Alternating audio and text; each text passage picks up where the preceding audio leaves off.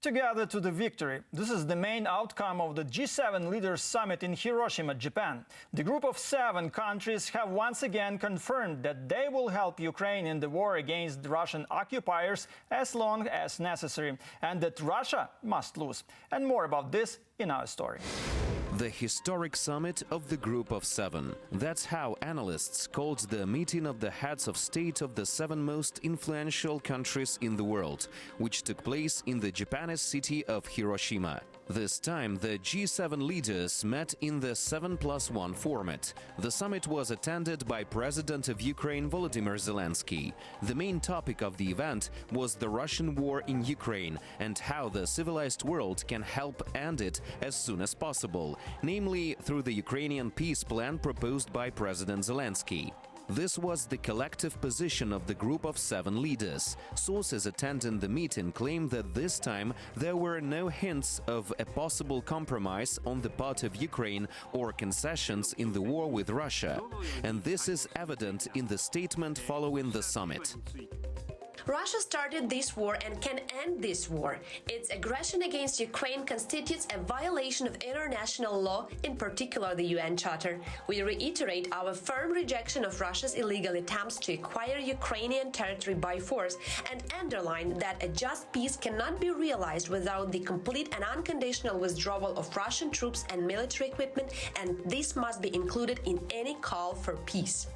But perhaps the most important result was the creation of the so-called fighter jet coalition. A number of countries have agreed to first start training Ukrainian pilots on Western fighter jets, and later to transfer these aircraft to the Ukrainian armed forces. In addition, during the summit, US President Joe Biden announced the allocation of another $375 million in military aid to Ukraine. He also reaffirmed his full support for Ukraine.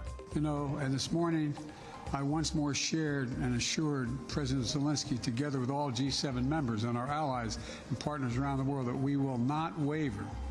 Putin will not break our resolve as he thought he could 2 years ago.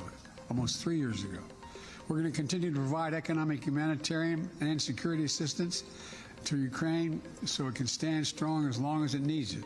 So it is quite obvious that on the way back to Ukraine, President Volodymyr Zelenskyy praised the results of his trip to Japan as he held 11 meetings there. He summarized it like this.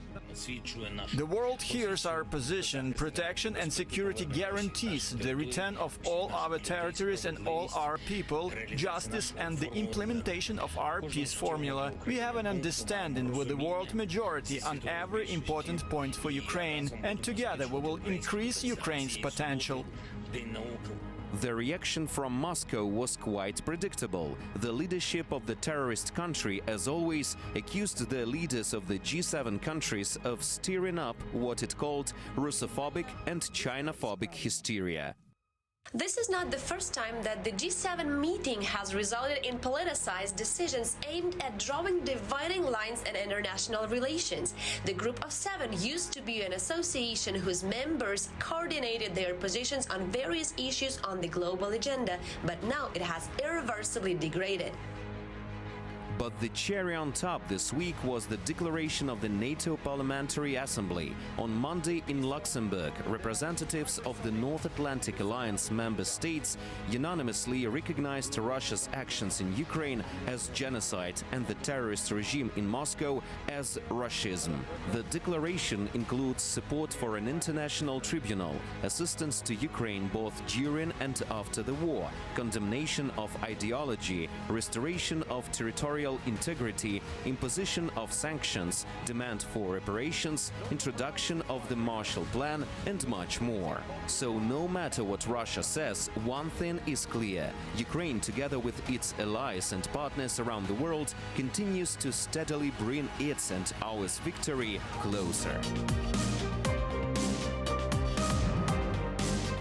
Thanks for watching our YouTube channel. Latest news, trends and analytics on Spotlight Ukraine. Like, share and subscribe.